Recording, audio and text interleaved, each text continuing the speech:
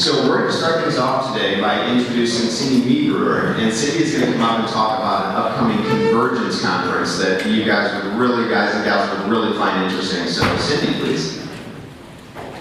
Thank you, Tom. Good morning, everybody. Good morning. Good morning, everybody. Good morning. Much better. School. Come on now. As Tom said, my name is Cindy Brewer. I work at Syracuse University at the Richard Chaffetz School of Business in the Center for Supply Chain Excellence. So now you know I am from university because there are 18 words in my title. I am here to talk about a conference we have coming up on March 26th. This is a conference called Convergence. It is our third annual. We're very excited about it. This day-long industry conference is put on by our center, but also by our partners like MML, Apex, CSCMP, ISM, ASQ, and every other acronym that you can think of in St. Louis. They are a part of this conference. We've got some great keynotes. Lisa Nichols from Tech Partners. I don't know if you've heard her, but Don, give a shout out. He's not paying attention. Sharon Don Price from Build-A-Bear and Jennifer Hopper from MasterCard, just to name a few. It'll be really great. The theme is mitigating change, mastering collaboration within operations and supply chain management. And I'm not going to tell you what that means. You have to show up. There are sponsorship forms. There are speaker forms on your tables and in the back. I hope to see you there. If you have any questions, feel free to reach out. Thanks. Thank you, Cindy. And please do note the date is March 26th, so it's only about 2.5 weeks away. So if you want to get registered, please do. Okay, now we've got a really interesting topic today. We're really looking forward to hearing what's going on this side of things. But to introduce that, I'm going to introduce David from Parkside to make the actual introduction to the speakers.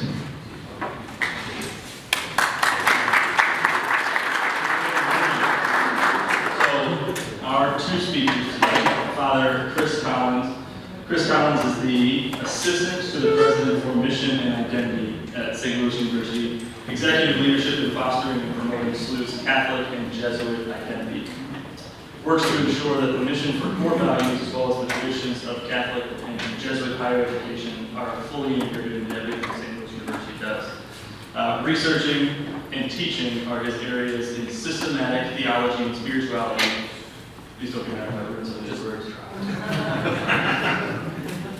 His publications include The Word Made Love, The Dialogical Theology of Joseph Ratzinger, I'm sure you've all read that, Benedict XVI, 3 Moments of the Day, Praying with the Heart of Jesus, and he's regularly published in America Review for Religion, The New Jesuit Review, and regularly gives retreats around the country based on spiritual exercises of St. Ignatius of Loyola, also the chair of the board for the Apostleship of Prayer for the United States.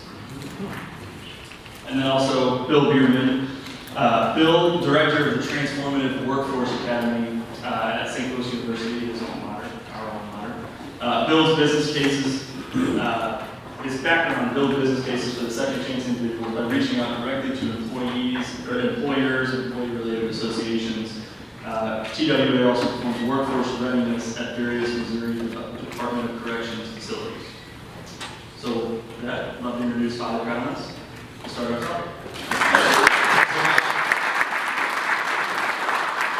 Thank you very much. Very grateful for the opportunity to be here. And just a quick word on what's the priest doing here this morning. A little bit from the university side, from my perspective. I work out at the president's office, and I especially work with faculty and staff on what I sense as particularly mission-driven initiatives on the academic side on campus, but especially how our folks are reaching out within the community to build up the broader civic community in a whole variety of different ways.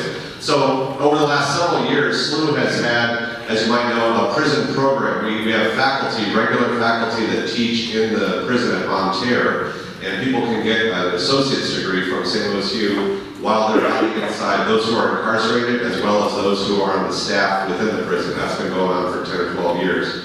When I got this job, I learned more about that. I also started to learn more about the legal clinics that we have at the law school. They serve the mentally ill who are involved in the criminal justice system every day in the courts with folks. We have out of our occupational therapy area. In the last few years, there is a program where they have occupational therapists work full-time on the inside of the city jails. to prepare people in life skills and so on as they prepare to get released and re-enter society. So that's a very unique and profound kind of operation going on within the city jails. We have medical faculty that do their clinical practice, the county jails. So it occurred to me pretty quickly once I got this job, it was a little more university-wide. We have a lot of unique entry points into the world, serving in a whole variety of different ways those who are incarcerated or who have been incarcerated. And then trying to piece all that together a little bit and give encouragement for the faculty side of things, but getting to know a lot of the different great nonprofits that work in the area, getting to know a lot of the governmental entities that work in this territory. So I think we've got a unique way to be a sort of a bridge institution in this world, and we've been able to hire Bill Bierman this last year to specifically work on the contact points as people are prepared for employment coming out of incarceration. What does it look like to encourage the employer realm to consider hiring? And I think from just a brief word from my perspective, this is a massive civic issue around the country, as we know. The numbers of those who have been incarcerated in the last 30 years for a whole variety of reasons, drug policies and so on especially, it's just exploded and it's paralyzed in so many ways the workforce potential that we've got in this country, and specifically in St. Louis. So I think it's a massive economic issue and civic issue, but it's also a messy issue. So there's a lot of particular kind of thinking through and strategizing and rethinking maybe some of the presumptions that we've had as a whole community perhaps on the business side of things, and civically, politically, and so on. So I'm really excited for this conversation. I'm really grateful for the opportunity. So maybe at this point I'll hand it over to Bill Bierman to get more into the specifics of what we're up to this morning. So thanks very much.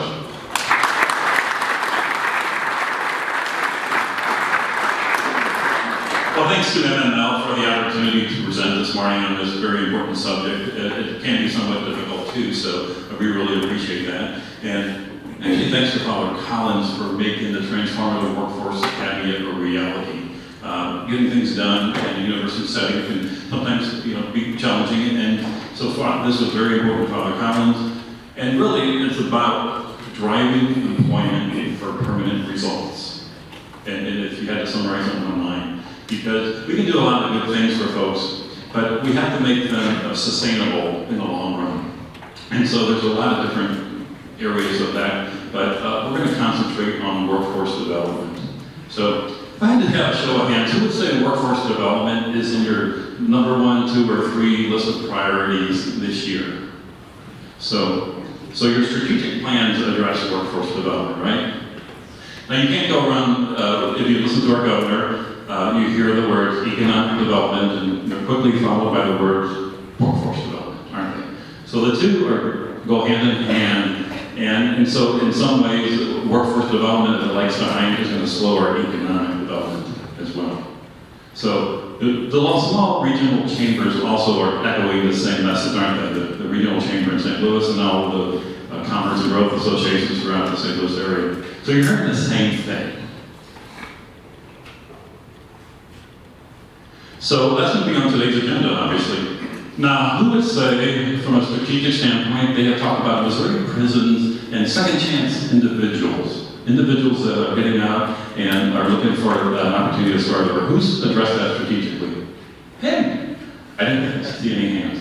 So that's good. I saw a couple. So it means that the word's getting out, but I didn't anticipate anything, and so that's why I'm here, to try to bring that kind of mindset to you and get you to think about it. So to today's agenda, then I want to bring together workforce development and second chance. But I think we could talk about it all day, but if it doesn't have a value proposition to your business, it's not going to necessarily be adopted as a strategy. So my role, our mission, should we choose to accept, is to show how we can bring these two areas together and actually make a strong business case for your organization. And at the end, we'll have time for questions, and I'll have a couple of testimonials as well. So I think everyone in this room has kind of faced this. So initially, when the worker shortage occurred, what strategy did you adopt? You stole workers from the competition, right? You raided the competition. And one advantage that had, there was an immediate availability, right? And immediate productivity. So it makes sense. But as you got into this workforce shortage, that's kind of like hiring mercenaries, isn't it? Mercenaries are expensive. So from a strategic standpoint, you also looked at, well, maybe we should build workers, right? So that's the other strategy. Let's build. Building has the advantage of possibly increased loyalty, I hope, and customization. You build to your specs, and then hopefully get a more loyal employee in the long run as well. Now, from a regional workforce development standpoint, which of these two is feasible or sustainable in the long run? Really, the first one is a zero-sum game. You steal, someone else loses, zero-sum, no one wins. So the second is more of a win-win strategy, and it's a strategy that can be adopted by the St. Louis region and the regional chambers as well, right? So, guess how many jobs were created in Missouri last year in 2018? 38,000. So, and you say, well, how, where did those workers come from? So, workers who entered the workforce from a variety of places. Some came out of retirement, some were lured by higher wages. We had discouraged workers that decided to enter the workforce, right? And then we had new entrants into the workforce, colleges, technical programs, and certification programs delivered. That's how we fill those 38,000. Where do second chance individuals come into this? Well, they actually enter on both sides. So there are a lot of skilled people entering Missouri's workforce from the prisons. The Missouri Department of Corrections calls it semi-skilled, but it's across the board. You have very highly technical individuals, and then you have individuals, for practical purposes, that are new entrants into the workforce. They may not have really held the job down for a long period of time. So they would be at the same level as, say, a new entrant into the workforce. Anyone want to guess, before I go to the next slide, how many individuals enter Missouri from the jails and Missouri State prisons and the federal system? 10%. 10% of that number, you think? Between 2,600 and 2,800 a year. Okay, he said 26 to 2,800. That is correct from the federal system. There's over 21,000 entering from the state system and from the jails, for a grand total of 35,000 people entering our workforce in the jails. Depending on how you count that, I can make that number a lot higher if I looked at small cases going through the jail, so I kind of ignored those and went with more serious cases. So we're talking about 35,000 versus the job created. So the first thing that comes to your mind, let's be honest, when you say 35,000 people come out of jail, that's scary, right? I mean, it's kind of a normal reaction, so let's be honest. That's scary, but you can also look upon the other side, is a glass half empty or full? That's also rings of opportunity, doesn't it? Because these are individuals, as we're going to see later, that could be helping your organization move forward. So, I like to ask this question because, the people coming out of the jails, you want soft skills and hard skills. I'm just curious, I always ask this question to get different results. If you had to choose one of these two skills for your workforce, who would say, I want soft skills? More soft skills. Okay, and who would say, I want more hard skills? Okay, so we want to address both of those issues, and we're going to see later some of the things that we're doing to address those as well. So that's a little bit about economic development. Now let's look at the second part that we said we would talk about in individuals that are re-entering. Second chance individuals, I call them. So by the numbers, Missouri has over 60,000 people on PNP, probation and parole, and 51,000 in federal, state, and local prisons. That's a grand total of 101,000. Does that number surprise you? I mean, 35,000 re-entering, that was a surprise, then 101,000. So again, just kind of shows us the sheer magnitude, and that's why we just got to address the prison side as well and look at those numbers. If we take it at the national level, people that have been charged with a crime are arrested, maybe never convicted, and then conviction. 73 million Americans have some kind of criminal background record. I call it a police record.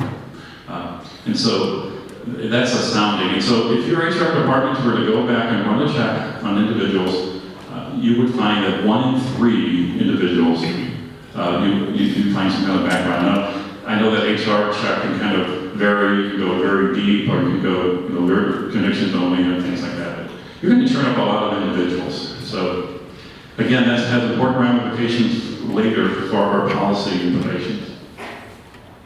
So just some other Missouri stats I threw in here. Now this is what's kind of the saddest part to me, is that 53,000 children have a parent incarcerated. That's only in the state system, by the way. I didn't throw them in jails. That's 22,000 per year in direct costs per inmate. Now, probation and parole is a cheap alternative, is roughly 10%. So if we start looking at policies at that level, which we're not going to go with, but still, that could be an alternative sentencing that might make more sense.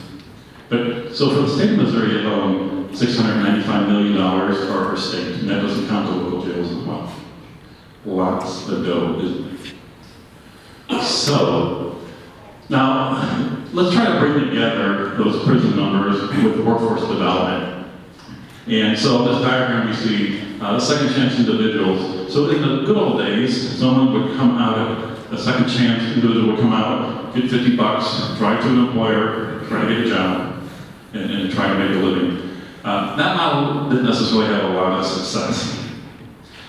Some of you might have read a case last year. There was an individual who did exactly this, got out of jail, lost his job after 3 days, lost his housing after 30 days, didn't know how to use technology, couldn't even call for help with a cell phone.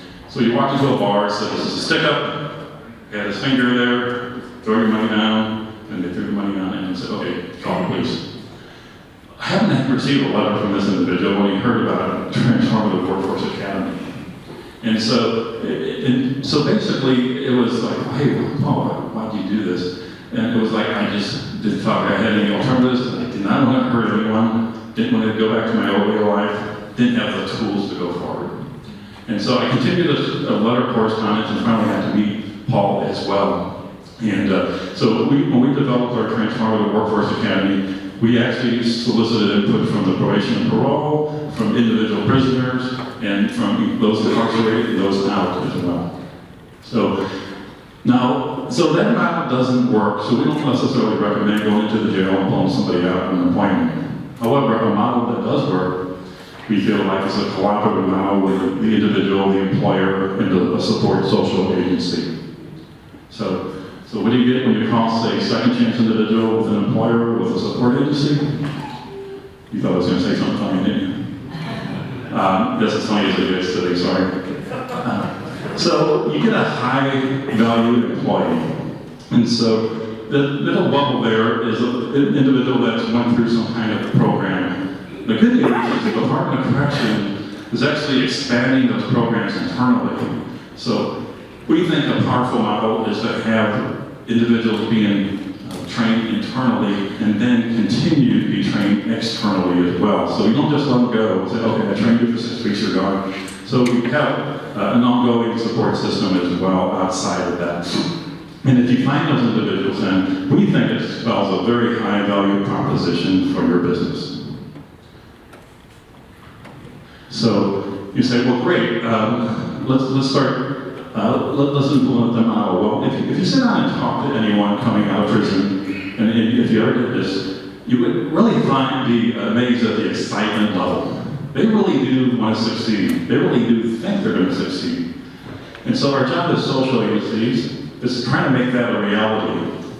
And the reality is that as you talk to individuals, you go down this triangle, you do get drop-off. You do have individuals that are just not ready. But you have about 50 to 60% of the individuals that really are. They still want to make a difference in their lives and make things work. And that requires a work ethic, and it requires a plan. So that's what we're trying to do, is bring both of those things together and pummel that down. So let's say you have that work ethic and plan in place. What's the next step? They hit the job market, and look what happens to the triangle. It gets narrower and narrower. And sometimes it's frustrating sometimes because it feels like it's resting on a point, right? So our mission, should we choose to accept it, is to make those opportunities, make this no longer a triangle, but make the opportunities equal to the work ethic and plans. That would be what, like a trapezoid, right? So if you walk away from here and say, what did we learn today? Something about turning triangles into trapezoids. I'm such a nerd. My kids are right. Okay, oops. Before I go to this, I wanted to talk about, okay, so let's just say you're charged up and you say, I'm willing to give somebody a chance. Well, let's be realistic. We can't just run out and do this. You have fears, and you're going to have management fears. The lawyers are going to have fears. So we need to address those. Anybody care to throw out what kind of fears you think exist? Oh. I'm sorry?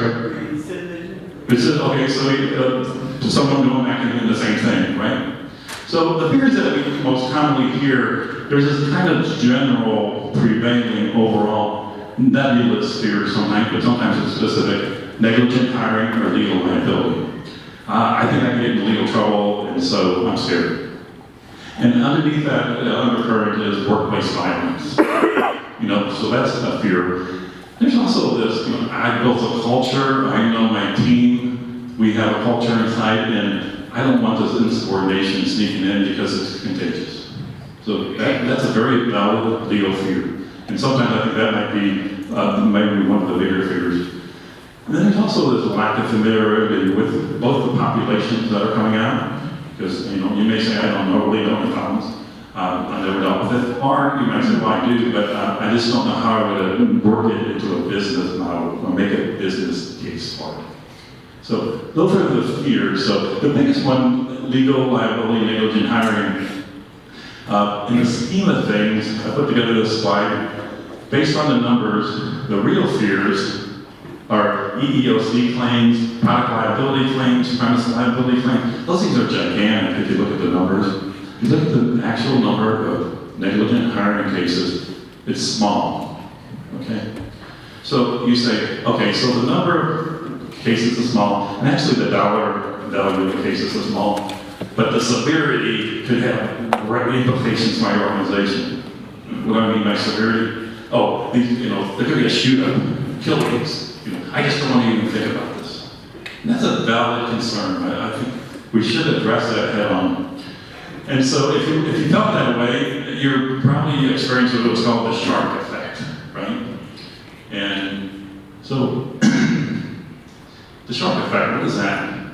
Well, so when the Gates Foundation decided to attack a big problem, they went after sharks, right? No, they didn't go after sharks, they went after mosquitoes. 750,000 people died from mosquitoes that year. So obviously there's this, but you don't hear about that. So why is everybody in the room addressing sharks? Well, it's sensationalized headlines, right? So for example, I personally, you hear about a case, like you'll hear a headline from California, right? And about a killer. And then on top of it, you'll hear, and he did it a second time or a third time. It just makes you, it's a human reaction to say, lock him up and throw away the key, right?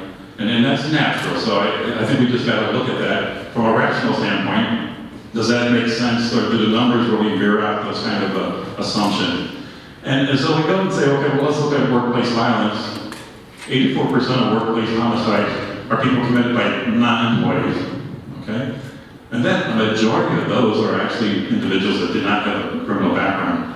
So we don't really have a workplace violence issue over and above any other population group in reality. It's just that you kind of remember that case from 5 years ago because it's stuck out. So does that make sense?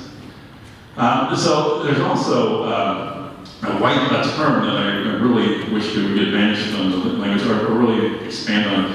The term violence is such a wide variety. Most words get specific. This is just so expansive. It just covers such a large group of individuals that it's almost, in some cases, it's almost meaningless, but yet it applies. So if you do a background check and you see the word felon, you got this big area that you're thinking of in terms of what that really means. So you need to just get educated if you want to get into second chance hiring on what that actually means. So in order to address your employer fears, remember we talked about going through a program. So Northwest University did a study, and individuals that go through a program are actually less likely to quit their jobs, less likely to get fired, and therefore lower turnover. And I have a paper at the back, by the way, by the door. If you're exiting, you can see that. And it's just a summary paper, but there's a white paper behind it. Now you say, well, what's the reason for that? First of all, did that surprise anyone? Did you see that? So, what are some of the reasons behind that? Well, individuals understand a chain of command. A prison's run like a military operation in a lot of respects, so there is a chain of command. And the longer you spend in there, the more likely you are to understand the chain of command. So there probably is a likelihood that they would understand and respect your chain of command in your organization. Also, from parole, individuals that come out and go on P&P are much more supervised than any of us in this room. I mean, they have to go to the parole officer, they have to get permission to change jobs, they have to get drug tested regularly. So it's really more stringent than your current employees, the requirements on P&P. And the third is hopefully the place where we get to. So an individual can get a call, and he said, hey, thanks for the interview. And I said, oh, did you get the job? No. I said, oh, about a week later, I got another call, and the same thing, thank you for the opportunity, did not get the job. Finally, on week three was a charm, he got the job, but he thanked me all 3 times, and you know when someone does that they are a changed person. And we see a lot of changed people like that as well. Sincerely, gratitude from the bottom of their heart for the opportunity. So, I just wanted to now kind of put my background. I'm an MBA and I'm also a CPA. So it's like, what am I doing with Second Chance? So I got involved in workforce development through our small company that did technology training years ago, and I like that aspect of workforce development. So I started looking at risk. So to approach the issue from a risk standpoint, every one of us reads a novel about business people, right? And they always say, he or she took a big blank and succeeded. They took a big risk. Thank you. So that means that risk in that term, context, was a positive thing, right? So I wanted to give you some other examples in banking and in AR and retail. In banking, we have bad loans. We have risk mitigation policies, right? We have loan reserves and premiums. In accounts receivable, credit risk, we deal with those. And then from a retail standpoint, we have risk of internal and external theft. We deal with those. Just ask you, everyone in the room, if you were interviewing for these 3 positions and they said, we have never had a penny of bad debt, we have never had a penny of retail loss, would that be good or bad? Okay, so it would not be a good thing actually, because what's happened is you've taken a risk and mitigated it, and it's a process called sub-optimization. You're accepting a lower profit level because of this. I guarantee you, if you have 0 retail loss, you are sub-optimizing. You have too many guards, you have too many controls, you need to loosen up. To put it another way in manufacturing language, you're taking a sigma level of say maybe 3. So now there is a risk of hiring second chance individuals, and I'm not saying to run out and go and just do it. I think we do the risk mitigation policy. So from a legal standpoint, legal negligent hiring, we still want to do background checks, right? And there's what's called the nature, time, nature. What's the nature of the original offense? How much time has elapsed? And what's the nature of the current job? And if the nature of the current job is totally different, you're not going to face any legal liability at all. Or it's going to be minimal. I shouldn't never say those words. But with work risk, work ethic, and subordination, we need to vet the person too. We don't want to upset their culture. So work closely with an agency, Mission St. Louis, Criminal Justice Ministry, Father Support Center. I mean, they all are doing this for you. So I would just establish a relationship with them, and they will say, I have the best employee that's going to fit your job, and you're going to be amazed at what you get. To mitigate payroll, putting someone on your payroll is scary in any normal circumstance, so putting an individual with a record is definitely scary. So you can use a third party to mitigate those risks. Does anybody do that right now? use a attempt to hire firm, or maybe run your payroll through a third party just for a period of 30 days. I recommend those as risk mitigation strategies. And finally, you're not opening the floodgates and hiring a ton of people. You hire one person at a time and see how it goes. So let's just say you say, well, I'm wedging the door open a little bit, and I am considering this. So let's just develop your value proposition then. And I think employers sometimes undersell themselves with jobs. I had an employer tell me, this is a really lousy job, blah, blah. I said, I'm here you saying that you're willing to give a second chance person an opportunity. They haven't worked in over a year. So you're willing to do that. You're willing to flex around their schedule. You're willing to work around the training program so they can have the career they want. That sounds like a good proposition to me. Let's position that to the employee maybe differently. And I also wanted to throw in motivators. So traditional motivators, you all think people are motivated by money and power and prestige. And so individuals coming out of prison, you say, well, it's about money. Actually, some of the motivators have been studied more recently, creating meaningful work and a meaningful life for them, and have the ability for them to feel like they contribute to a team. I submit that those motivators are just as important to an individual. And in fact, they may never have had that support mechanism at home or in the neighborhood. So actually, it's going to be even more important to them than us.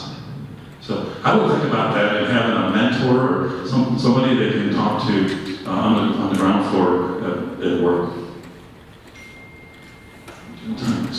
So now, again on the subject of risk, the entry costs can be significantly lower for a second chance individual. Work opportunity tax credits are available. If your fear was stealing, bonding is available for those individuals. They're supervised for P&P, as we talked about a lot. And if you have a higher skilled position, on-the-job training can provide up to $9,600. So we're talking about a significant upfront risk mitigation strategy on just these 4 items. And then also lower risk, we talk about temp to perm risk transfer and using social agencies to lower the hiring risk. So I think all in all, we have enough risk mitigation strategies for us to make a sound business case to do this. So when you sit down at a ball game, and the individual sitting down next to you, you don't know where they came from. They might be a second chance individual.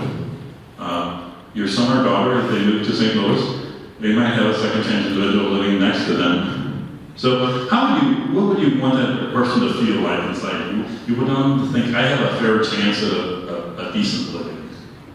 Or would you say, no, I don't want to give that person an opportunity. Well, obviously, we want them to feel like they have a chance, because attitude can go a long way towards actual behavior in the long run, doesn't it? So being optimistic getting out of prison does not guarantee success. So there are significant societal benefits from second chance employment. And the first one is prison costs. And it's $81 million in the United States in prison costs alone, and that's just direct prison costs. Indirect has a much higher multiplier. So what are those other ones? They become a taxpayer, not a tax burden, right? They also have the ability to contribute to their family, and their family members can then work as well. And then they also have a stable family. And of course, the top one is obvious. We have safer neighborhoods and less crime as well. So societal benefits are one of those things that we say, oh, I really agree with that. But it's like trash on the road. Let somebody else pick it up. I can't do that. So I want you to go just kind of think hard and maybe challenge you to say, well, maybe I can contribute be part of the solution. So this next one kind of drives home the point really well. The 2-year recidivism rate in the state of Missouri, according to the Missouri Department of Reentry, is 23% if they're employed full-time, and 69% if not employed. That's 3 times the rate number. So that's surprising. So if your organization says, I don't want to hire second chance individuals, they cannot automatically, they're exempt from that second line, aren't they? They can only be part of the first. they can either not work and have a 31% chance maybe of avoiding that. But, so obviously we're trying to encourage you to think about that, the ramifications of that as well. So what is the next step? I forgot. It was just last Friday. We do a program inside the transition center, and I had 8 individuals. And we're talking about giving back to the community and being part of something bigger. And they got it, absolutely got it. And they said, what does that mean? And I said, maybe community service. So we actually went out on the community service project for St. Joseph's Housing, and it's low-income housing. And these guys worked and worked and worked. And they finished the job early, in fact. And some of the comments among themselves is that's the best thing when you do. They don't like hearing it. They go, I never knew we could have so much fun working and not having to do drugs. Flat said drug, we didn't have to drink and have a good time. And they proceeded to ask for another project, so they don't know what they're getting into. So if you have a community service project, by the way, do see me, because we are in need of some of those too. Wildbird Sanctuary is called too, so. So what's the next step? Well, we have a job fair on April 18th. We'd like to have 75 employers available. And so I have some flyers in the back as you exit for the job fair. And if you're really on the sidelines, just if you attend, I think it'll be the answer will come to you with what you should do. Because I think you'll really be impressed by the talent that's available in the room. I also would meet with you individually, one-on-one, to develop a strategy. We developed this roadmap of the big picture items that you need to encounter when developing a reentry policy. And so I'd be more than happy to meet with you one-on-one as well. And I do group sessions like this as well. And so I have developed a handout as well, so employer handbook we call it. You can pick that up at the back if you like. And I have other content as well. So I wanted to take a look around the room and just see if I was connected. Individual young man here, would you mind coming up?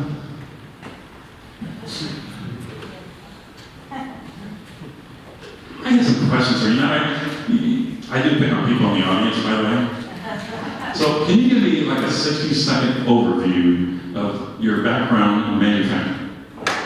60 seconds. Hi, my name is Chris Younger.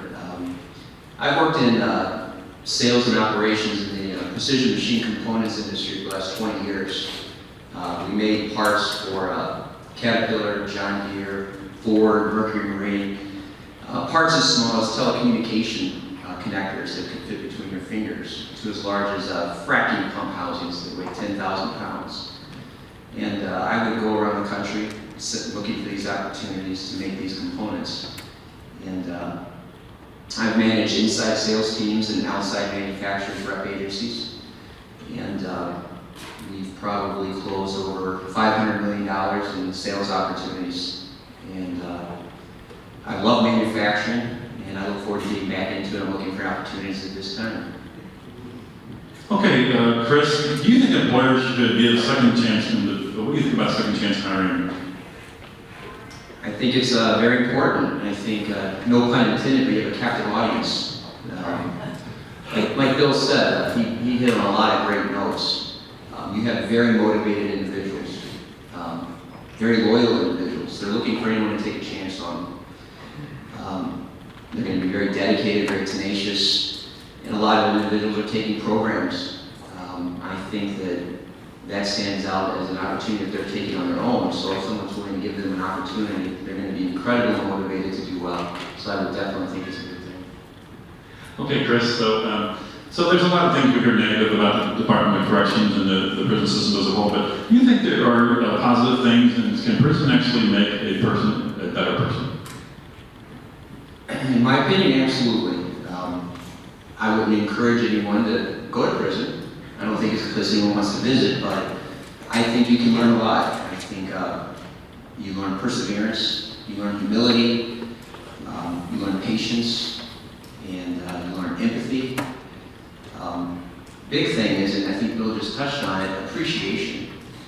Everyone takes things for granted, no matter who you are. We all do it. It's human nature. but I think that prison can definitely teach people to be more appreciative of the things they've had or the things they want. So you can learn quite a bit. Okay, so at this point, some of you are getting suspicious and saying, wait a second, do you have a plan for New Orleans? Okay, yes, I do. Chris literally came from Algoa prison on Wednesday, right? Afternoon. So we're talking about Friday morning. And so, so I guess my question to you, Chris, is that, no, personally, can you just maybe give a minute summary of how you feel like this can, going forward as a person, what this means to you? This is a very exciting opportunity. When Bill told me about this meeting this morning, I was still in Algoa, and he said, "Oh, it's a shame you're not going to be out." And I said, "Well, actually, I'm getting out tomorrow." He said, "Would you be willing to come?" I said, "You better believe it, I'll be there." It's really, the second chance is so apropos because that's what we're all looking for. Just somebody to take a chance on us. There's all kinds of reasons that people end up in prison. It's a multitude of reasons, but it's usually a mistake, and everyone's looking to be redeemed. And I think that's what Bill's trying to do. A lot of men use that time to redeem themselves. And if they're given a second chance to prove themselves and to atone for their past, I think that you can really have a lot of benefits in the workforce.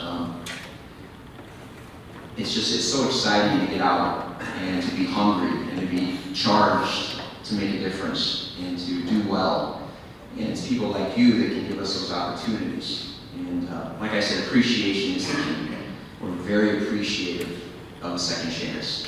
And Bill's presentation was wonderful. The first time I heard that, we really hit on a lot of great subjects that we talk about in prison. What are people going to think about us? Are people going to look down on us? Will people forgive us? Will they give us that chance? And it's people like Bill who are going out trying to advocate for us. Everybody needs a person to advocate. And thank you very much, Bill.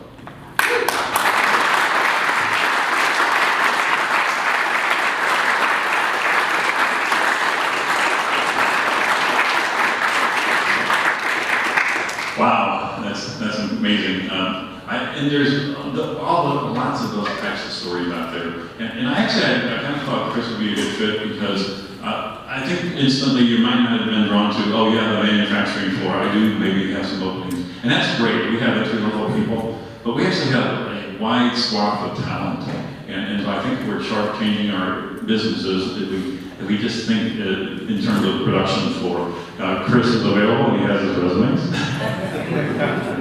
and Chris also has a strong support group too. His mother's here, and I know she's a great fan of his, and so I think it's just great to have this support mechanism in place.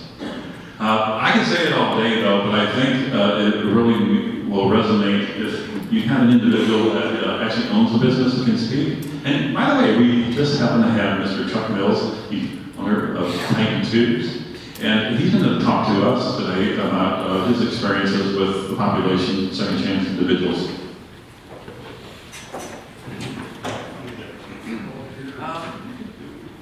So right here. Good morning. A little bit about Titan Tube. We manufacture returnable shipping containers and portable storage racks. We are a little bit in the business of bended, punched, welded, powder coated, those kind of operations. And we've been in business 40 years, and we have hired former offenders for those same 40 years. By and large, we've had very good success hiring these folks. They usually come to us out of a halfway house. We've dealt with Dismas House up in North St. Louis because that's where we're located. And a lot of times, these halfway houses have drug tests, they have bed checks. So these folks have to have a job to get out of these halfway houses. Usually about 25% of their gross income goes back to the halfway house. So sometimes these guys are in better shape than some of our normal folks because of those restrictions while they're in those halfway houses. Bill asked me to address some of the issues that we might encounter. To my recollection, we've never really been threatened by any of these guys. In fact, even among management, we have had conversations that there seems to be some common traits of calm, soft-spoken, easygoing, laid-back individuals rather than any other kind of aggressiveness. They blend in nicely with our normal other co-workers, and the only thing we have to be a little careful of is sometimes either the ignorance or really it becomes the lack of education.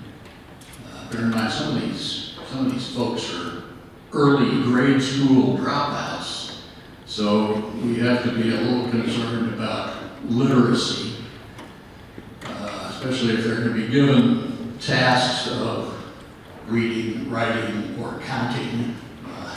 You have to be a little careful. We had one guy worked for us for a few weeks, disappeared. No call, no show, no nothing.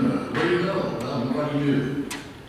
After about 3 weeks, he came back and to our plant manager said, do I still have my job back?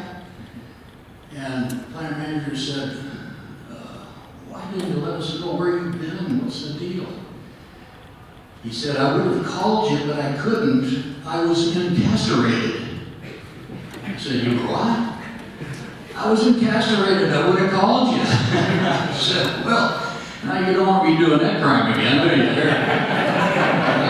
They're really playing hardball now.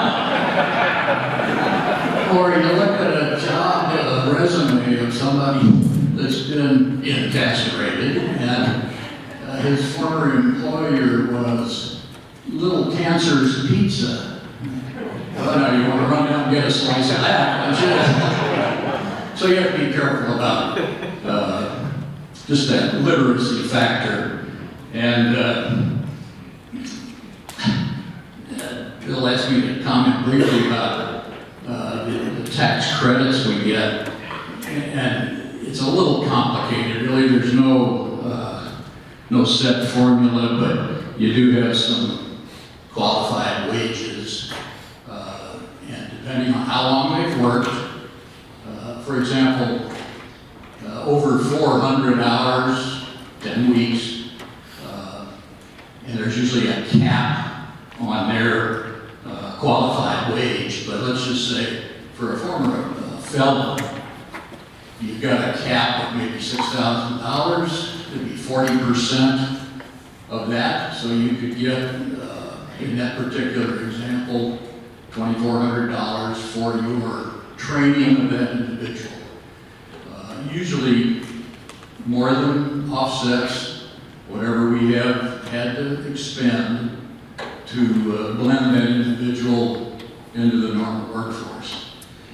We have typical offenses would be sexual assault, rape, sodomy, theft, robbery.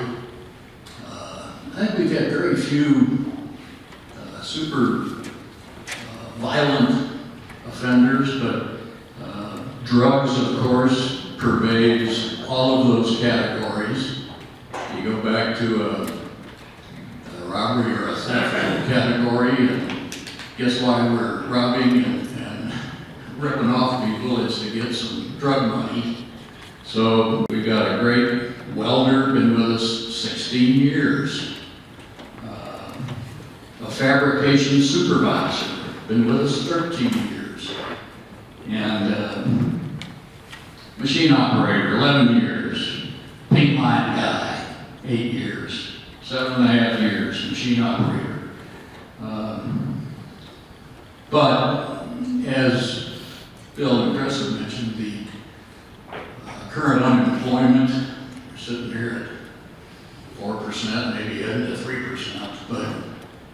all experienced, I think. Give me a warm body, somebody with a beating heart, and I'll put them to work. And we certainly have experienced the shortfall that we have all experienced, I think. We've got some supervisors that are actually operating pieces of equipment because of the shortfall of laborer kind of guys. Even with Chris's comment, I think we all maybe sense the emotional aspect of what hiring these former offenders means. And there is the emotion of the offender, of the offender's friends and family, of the employer. I have had mothers call me and sobbing on the phone, telling me how wonderful I am and how wonderful Titan Tube is for doing what we do. And after thanks for the kind words, I have to remind sobbing mother, you know, your son in this case is filling a need that we have. So it really, from our standpoint, is a win-win deal. You're happy, he's happy, we're happy, and that's what makes these things work.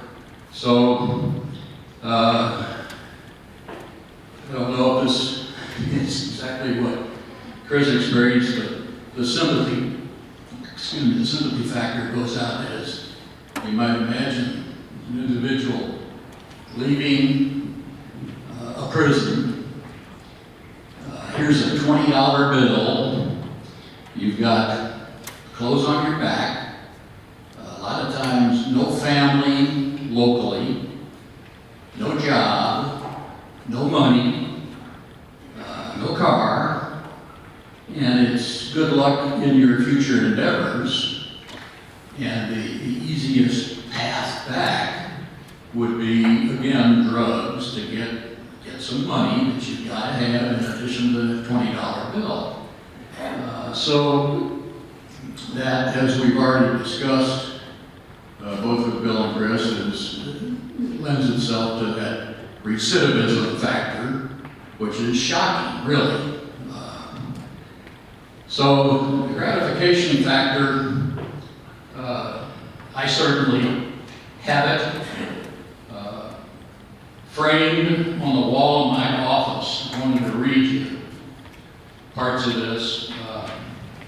A poet and philosopher, Ralph Waldo Emerson, one of his pieces, and several, not reading you the whole thing, but this gets back to the gratification factor. To win the respect of intelligent people and to earn the appreciation of honest critics and to endure the betrayal of false friends, to find the best in others, to leave the world a bit better, whether by a healthy child, a garden patch, or a redeemed social condition. To know even one life has breathed easier because you have lived. This is to have succeeded. And with that, I suggest we give Transformative Workplace Academy the opportunity to make second chances a chance.